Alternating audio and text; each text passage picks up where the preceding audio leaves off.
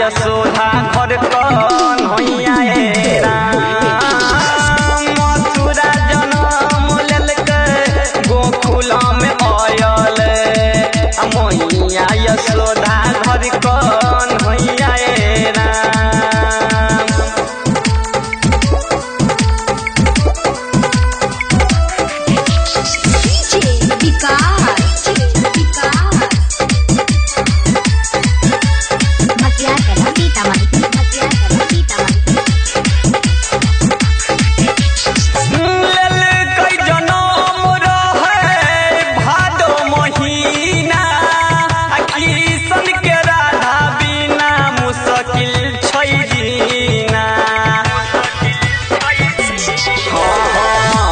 जनम रहे